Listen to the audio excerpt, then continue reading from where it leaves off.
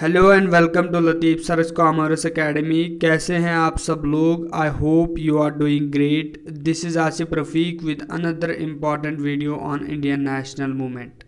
Guys, आपको याद होगा पिछले लेक्चर्स में हमने Gandhi in Africa and Gandhi in India को डिस्कस किया था। And in the very previous lecture we discussed about the Gandhi's three important local movements, that is Champaran satyagraha, Ahmedabad mill strike and Kheda सत्याग्रह।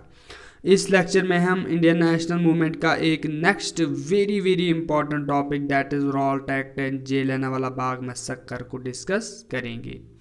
तो गाइस, चलिए स्टार्ट करते हैं अपना video with the background of Raoult act.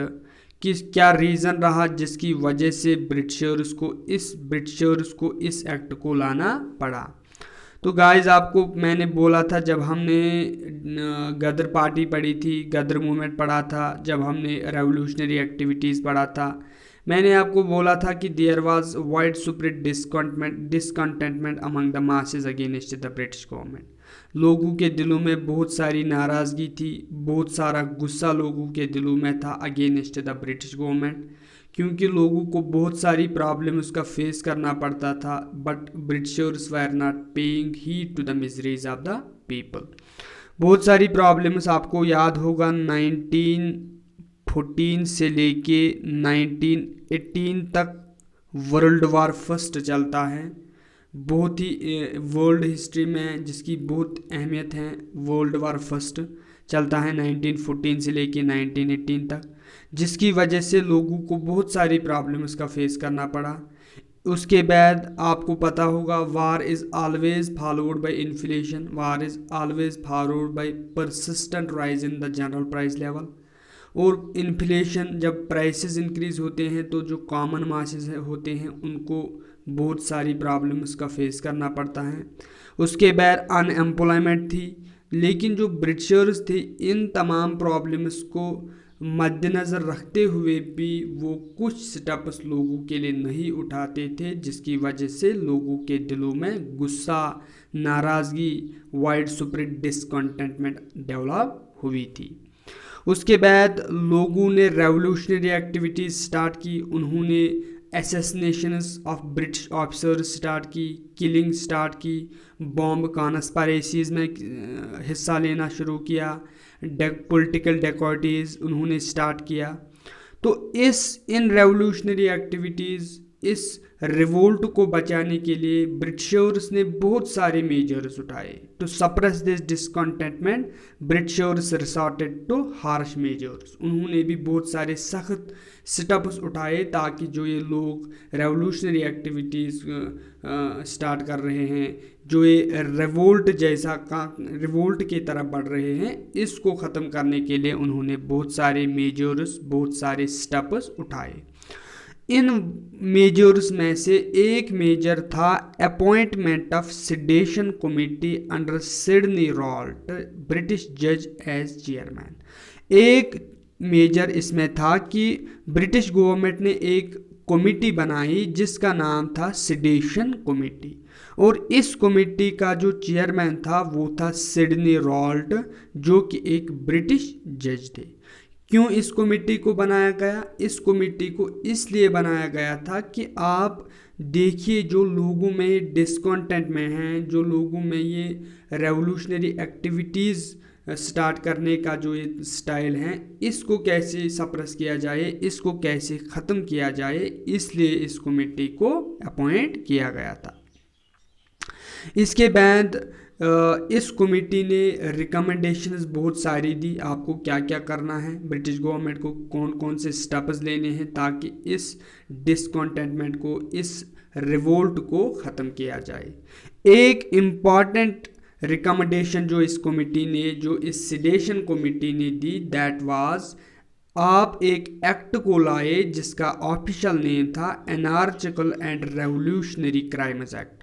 एक act लाए जिसका नाम आप रखिए एनार्चिकल एंड रेवोल्यूशनरी क्राइम्स एक्ट, और यही एक्ट फिर पॉपुलर हुआ in the name of Raoult act. चूँकि ये दिया था सिडनी रॉल्ट की कमेटी ने, इसलिए इस एक्ट का पॉपुलर नेम रॉल्ट एक्ट बना, लेकिन जो ऑफिशियल नेम है, जो एग्जाम्स में पूछा जाता है कि रॉल्ट एक्ट का ऑफिशियल नेम क्या था, that was anarchical and revolutionary crimes act. तो गाइस ये आपको इंपॉर्टेंट पॉइंट याद रखना है। Thus, this act was passed by Imperial Legislative Council in 1919, which replaced the Defense of India Act 1915। जो जब इस कमेटी ने ये रिकमेंड किया कि आप इस एक्ट को लाए, उसके बाद इंपीरियल लेजिस्लेटिव काउंसिल ने इसको 1919 में इस एक्ट को पास किया। और उससे पहले, इस एक्ट से पहले यहाँ पर चल रहा था डिफेंस ऑफ इंडिया एक्ट 1915। जब हमने गदर मूवमेंट किया था उस टाइम मैंने आपको बोला था कि गदराइट्स को ख़त्म करने के लिए, गदर मूवमेंट को क्रश करने के लिए गवर्नमेंट ने एक एक्ट लाया which was known as defence of India act 1915। लेकिन इस डिफेंस ऑफ इंडिया एक्ट 1915 में ये बोला गया था कि जब वर्ल्ड वार फर्स्ट ख़त्म हो जाएगा, जो 1914 से लेके 1918 तक चला, जो मैंने आपको पहले ही बोला, 1914 से लेके 1918 तक वर्ल्ड वार फर्स्ट चला। जब वर्ल्ड वार फर्स्ट एंड हो जाएगा, उसके बाद this defence of India act 1915 would be in force only for the 6 months. यानी कि जब वर्ल्ड वार फर्स्ट एंड हो जाएगा, जब वर्ल्ड वार फर्स्ट की एंड हो जाएगी, उसके बाद 6 मंथ्स तक, 6 मंथ्स तक आप डिफेंस ऑफ इंडिया एक्ट को एक्सटेंड कर सकते हो। उसके बाद ये नल एंड वॉइड कंसिडर किया जाएगा, उसके बाद ये इफेक्ट में नहीं रहेगा। तो उन्होंने ये कहा कि इस एक्ट, जो रॉल्ट एक्ट हैं, जिसका official name anarchical and revolutionary crimes act हैं, ये अब रिप्लेस करेगा डिफेंस ऑफ इंडिया एक्ट 1915 को, and it would be the extended form of defence of India act 1915। और इसके भी जो ये एक्ट है रॉल्ट एक्ट, इसने बहुत सारे पावर्स इस ब्रिटिशर्स को दी over the Indians to crush national movements, और जिसकी वजह से इंडियन फ्रीडम स्ट्रगल में एक नटोरियस इंसिडेंट, एक बहुत ही इनफेमस इंसिडेंट हुआ, जिसको हम कहते हैं जलियांवाला बाग मैसेकर, जिसने इंडियन हिस्ट्री को पूरी तरह से बदल दिया, जिसने बहुत सारे फ्रीडम फाइटर्स को जन्म दिया। भगत सिंह, चंद्रशेखर आज़ाद लाइक लीडर्स को उसने आगे लाया और उनको इंडियन फ्रीडम स्ट्रगल में एक नई शक्ल दी। तो हम इस लेक्चर में इस टॉपिक को भी डिस्कस करेंगे, लेकिन हम पहले अब जानेंगे रॉल्ट एक्ट के क्या प्रोविजंस थे, क्यों इस एक्ट को आगे जाके गांधी जी ने ब्लैक एक्ट कहा, इसमें क्यों, कौन से ऐसी बातें थे इसमें जिसकी वजह से इस एक्ट को इतना अपोजिशन लोगों की तरफ से हुआ। तो फर्स्ट जो मेन प्रोविजन इसका था वो थे, पहला provision, arrest and detention of any person on mere suspicion on sedition and revolt for 2 years without trial. यानी कि किसी भी पर्सन को आप अरेस्ट कर सकते हो, आप जेल में रख सकते हो ऑन मियर सस्पेंशन, शक के बुनियाद पे ही। अगर उसने कुछ किया भी नहीं होगा लेकिन आपको उस पर शक होगा, सस्पेंशन होगा कि ये काम कर रहा है, तो आप उसको अरेस्ट कर सकते हो। ब्रिटिश गवर्नमेंट उसको डिटेन कर सकती है, कितने साल के लिए, ये इंपॉर्टेंट क्वेश्चन पूछा जाता है for 2 years without trial. Without trial का मतलब होता है without recourse to legal help. उसको मजिस्ट्रेट में पेश नहीं करना है, उसको किसी कोर्ट में पेश नहीं करना है। तो इसका मतलब होता है ये it was suspending the writ of habeas corpus. जो हैबस कॉर्पस आपने रिट पढ़ा होगा, आपके लिए मैं क्वेश्चन छोड़ता हूँ कि किस आर्टिकल के तहत हैबस कॉर्पस इंडियन कॉन्स्टिट्यूशन में है। तो suspension of habeas corpus was the main first provision of this act. उसके बाद जो ये अरेस्ट किए गए, अगर इस एक्ट में किसी को अरेस्ट किया गया ऑन मियर सस्पेंशन, उसका जो ट्रायल है उसको देखेगा एक स्पेशल ट्रिब्यूनल, एक स्पेशल कोर्ट जिसमें 3 जजेस होंगे। स्पेशल ट्रिब्यूनल जिसमें 3 जजेस होंगे, वो उस पर्सन वो उस पर्सन के इस केस को अच्छे से देखेगा। उसकी गाइस ये जो 2 पॉइंटर्स हैं ये सब बुक्स लिखते हैं, ये सब जर्नल नॉलेज लिखते हैं, सब वीडियोस में जितने भी लेक्चर्स इंडियन फ्रीडम स्ट्रगल पे मैंने सुने हैं ये 2 पॉइंट्स वो अच्छे से बोलते हैं। लेकिन ये बाकी पॉइंट्स जो इस एक्ट के हैं वो नहीं मैंने कहीं सुने हैं। तो गाइस आप प्लीज़ इन पॉइंट्स को इम्पॉर्टेंट अच्छे से नोट कीजिए अपने नोटबुक में। तीसरा इंपॉर्टेंट प्रोविजन था, if the political crime was decided by जज in lower court then as per provisions of the act there could be no appeal in the high court. अगर lower court ने, अगर इस tribunal ने ये decide किया कि हाँ ये मुजरिम हैं, he is the culprit, the person जिसको अरेस्ट किया गया, डिटेन किया गया, if that person is declared culprit by the special tribunal, उसके बाद वो पर्सन हाई कोर्ट में अपील नहीं कर सकता है। जो अपील तो हायर कोर्ट हैं वो इस एक्ट के तहत सस्पेंड था, वो नहीं माना जाता था। उसके बाद जो 4th इंपॉर्टेंट प्रोविजन था, that was statement given by police became an admissible evidence. अगर आज आपको कोई पुलिसमैन अरेस्ट करेगा और उस पुलिसमैन की गवाही कोर्ट में नहीं चलती है, क्या पता उसको आपसे कोई पर्सनल दुश्मनी हो और उसके लिए आपने उसको अरेस्ट किया है, लेकिन इस एक्ट के तहत अगर कोई पुलिसमैन जिसने आपको अरेस्ट किया है अगर वो स्टेटमेंट देगा, वो आपके खिलाफ देगा कुछ, अगर वो कोई स्टेटमेंट देगा आपके खिलाफ, तो that was considered an admissible evidence.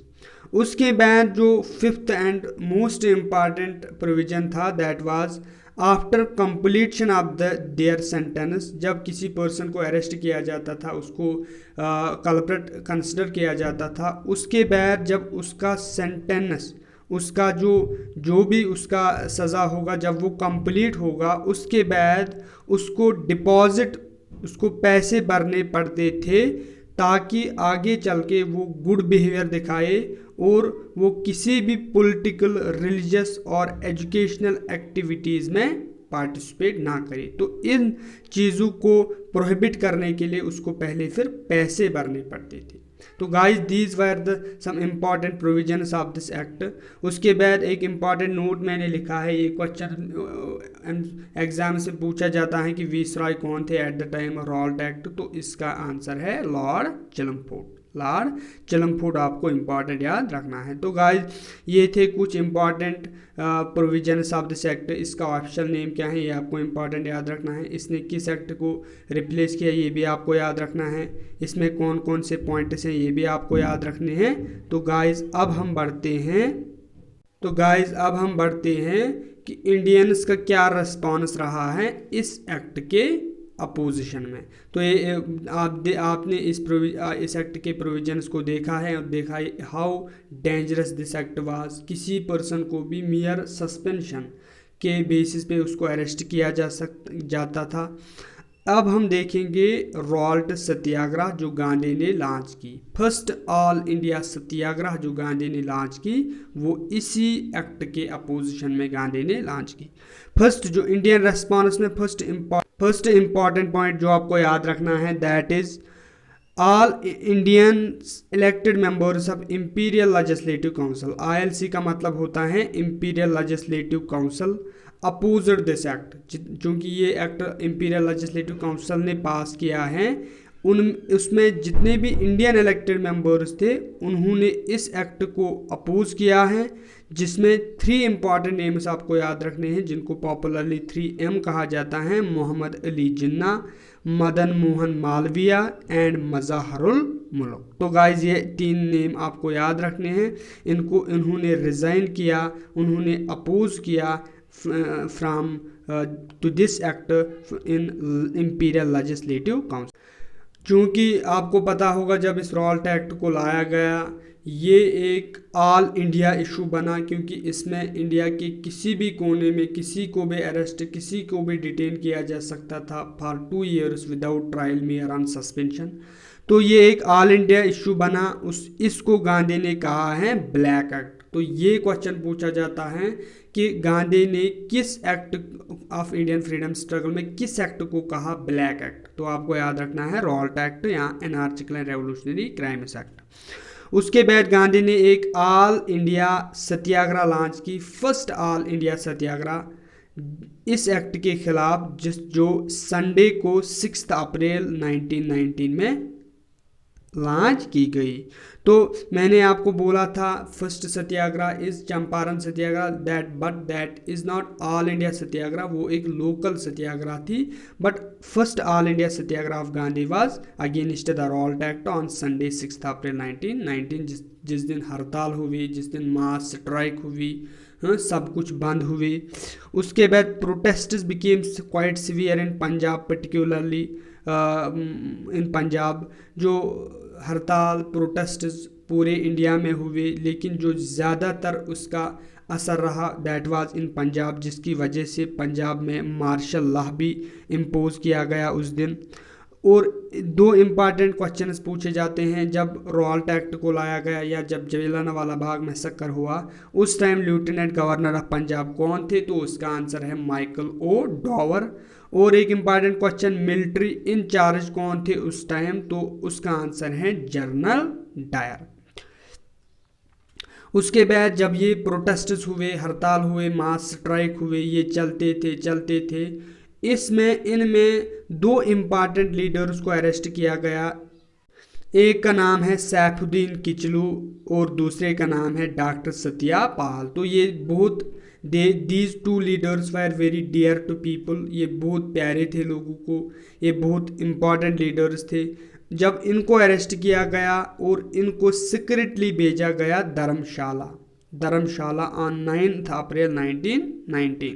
Guys ये क्वेश्चन भी पूछा जाता है जनरल नॉलेज में, ये क्वेश्चन मिस है, इसलिए आप अपने नोट्स में इसके उतारिए।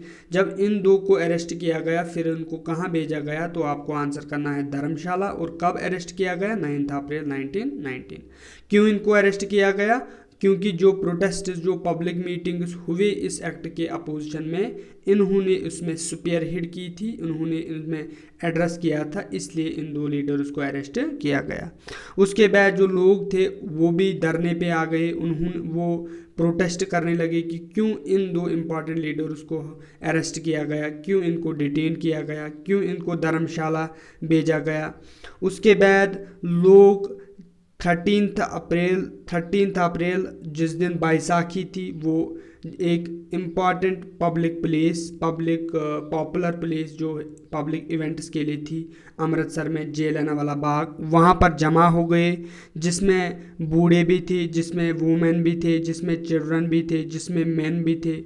लेकिन इम्पॉर्टेंट पॉइंट याद रखना है, बहुत सारे लोग इस जलियांवाला बाग में जमा हुए थे फॉर बैसाखी, क्योंकि इस दिन बैसाखी थी, वो बैसाखी सेलिब्रेट करने के लिए आए थे।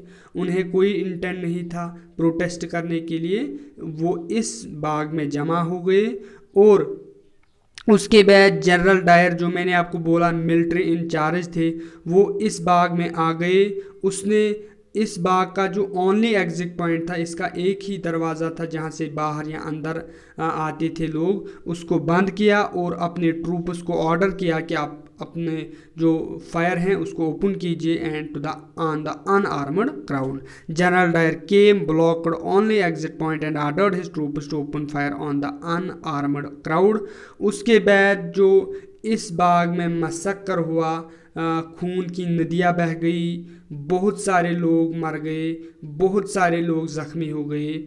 ऑफिशियल ब्रिटिश इंडियन सोर्स के हिसाब से 379 wire dead on spot and approximately 1100 wire injured. तो 1100 wounded, 379 were dead owing to this firing on the unarmored crowd। इसमें कहा जाता है 1650 bullets were fired into the crowd। तो देखिए कितना गमगीर, कितना डिस्गस्टिंग एंड इनह्यूमन एक्ट रहा है जनरल डायर के तरफ से कि 1650 गोलियां एक अनआर्मर्ड क्राउड पे चलाई गई। माइकल ओडोवर ने उसके बाद जब ये इंसिडेंट हुआ, माइकल ओडोवर जो लेफ्टिनेंट गवर्नर थे पंजाब के, उसने सपोर्ट किया है एक्ट ऑफ जनरल डायर को। जब जनरल डायर फिर लंदन गए, ब्रिटेन गए, वहाँ पर उसको ही वाज हेल्ड एज हीरो। एक पेपर था जिसका नाम है मॉर्निंग पोस्ट, उसने बहुत सारे पैसे जमा किए जनरल डायर के लिए। तो जो ब्रिटिश गवर्नमेंट थी उन्होंने कोई एक्शन नहीं लिया, उन्होंने जनरल डायर के इस इनह्यूमन एक्शन के खिलाफ कुछ नहीं किया। Rather he was passed over for promotion, इसको प्रमोशन दी गई and relieved of all his duties in India. उसके बाद जो इंडियन रेस्पॉन्स रहा ये भी आपको याद रखना है। Gandhi returned his title Kaisar Hind awarded by lord Hardinge in 1915। जो गांधी थे उसने अपना टाइटल जो उसको लॉर्ड हार्डिंग ने 1915 में दिया था, केसारी हिंद, इसको रिनाउंस किया। ये आपको याद रखना है। केसारी हिंद किसने रिटर्न किया at the time of Jallianwala Bagh massacre, तो गांधी आपको आंसर देना है। रविंद्रनाथ टैगोर ने भी एक टाइटल नाइटहुड जो उसको दिया था किंग जॉर्ज वी ने, उसको रिटर्न किया। श्री शंकर नायर ने रिजाइन किया from governor general executive council. तो गाइस ये थे कुछ इंपॉर्टेंट पॉइंट्स जो आपको याद रखने हैं with reference to Jallianwala Bagh massacre. उसके बाद मैंने एक इंपॉर्टेंट नोट लिखा है, उधम सिंह जिसका असली नाम राम मोहम्मद सिंह आज़ाद था, उसने फिर माइकल ओडोवर कौन थे, lieutenant governor of Punjab at the time of Jallianwala Bagh massacre, उसने उधम सिंह ने इस माइकल ओडोवर को फिर मारा, असैसिनेट किया, कत्ल किया इन 1940 में। राम मोहम्मद सिंह आज़ाद जिसको उधम सिंह कहा जाता था उसने इसको कत्ल किया, जिसकी वजह से उधम सिंह को फिर फांसी दी गई 1940 में ही on the charge of assassinating Michael O'Dwyer. और जो इसके एशेस, ये इंपॉर्टेंट क्वेश्चन पूछा जाता है क्योंकि जनरल नॉलेज इसमें ये नहीं दिया होता है। His ashes were return to India in 1974 में उसकी जो अर्थियाँ हैं वो वापस इंडिया में लाई गई और जो फांसी है उसकी वो 1940 में हुई। इसके बाद नाम के लिए फॉर द नॉमिनल पर्पस एक कमेटी बनाई गई थी, एक इंक्वायरी कमेटी जिसका नाम हंटर कमीशन या हंटर कमेटी था। इसको फॉर्म किया गया था टू लुक और prove into the matter of this Jallianwala Bagh massacre. क्या जो ये एक्ट ऑफ जो ये जनरल डायर का जो ये एक्ट है इसको देखने के लिए, इंक्वायरी करने के लिए एक कमेटी बनाई गई बाय द ब्रिटिश गवर्नमेंट जिसका नाम है हंटर कमीशन, हंटर कमेटी। तो क्वेश्चन पूछा जाता है हंटर कमीशन या हंटर कमेटी किस एक्ट या किस इंसिडेंट पे बनाया गया था, तो आपको आंसर देना है जलियांवाला बाग मैसेकर। तो जो उस टाइम के secretary of state for India थे जो वो थे Edwin Montague. Secretary of state for India कहाँ रहते हैं ये आप मुझे कमेंट सेक्शन में बोलोगे। क्या secretary of state for India India में रहता था या ब्रिटेन में रहता था? तो उस टाइम एडविन मोंटेगो थे, उसने एक कमेटी ऑफ इंक्वायरी बनाई जिसका नाम असली नाम जो ऑफिशियल नेम था it was disorders inquiry committee, जो 14 अक्टूबर 1919 में बनाई गई डिसऑर्डर्स इंक्वायरी कमेटी। लेकिन इसका जो पॉपुलर नेम रहा वो हंटर कमेटी या हंटर कमीशन रहा। क्यों? क्योंकि इसके चेयरमैन जो थे वो थे लॉर्ड विलियम हंटर। और इसके 3 इम्पॉर्टेंट इंडियन लीडर्स भी रहे हैं, उनके नाम पूछे जाते हैं। First is sir Chamanlal Harilal Setalvad, second is Pandit Jagat Narayan, third is Sardar Sahabzada Sultan Ahmed Khan. ये 3 नेम्स आपको इम्पॉर्टेंट याद रखने हैं क्योंकि पूछा जाता है कि डिसऑर्डर्स इंक्वायरी कमेटी में कौन कौन इंडियन लीडर्स थे। उसके बाद इस इंक्वायरी ने कुछ इम्पॉर्टेंट अच्छा नहीं किया, इसने बस इतना कहा कि Dyer action was inhuman and unBritish, ये इंसानियत के ख़िलाफ़, ह्यूमैनिटी के ख़िलाफ़ हैं और ये ब्रिटिश का इरादा नहीं था, it was un-British. But no disciplinary action या no penal action was taken for against this person general Dyer, लेकिन कोई उसको पनिशमेंट नहीं दिया गया, कोई डिसिप्लिनरी एक्शन उसके खिलाफ नहीं लिया गया, और जो ये हंटर कमीशन थी it was just for the nominal purpose, बाकी इम्पॉर्टेंट कुछ इसने नहीं किया। तो ये थे कुछ इम्पॉर्टेंट चीज़ें about the Rowlatt act and Jallianwala Bagh massacre. I hope आप इस लेक्चर को एंजॉय करोगे। If you find my videos helping you, please like share and comment and subscribe our channel Latif Saras commerce academy. Okay bye, thanks a lot.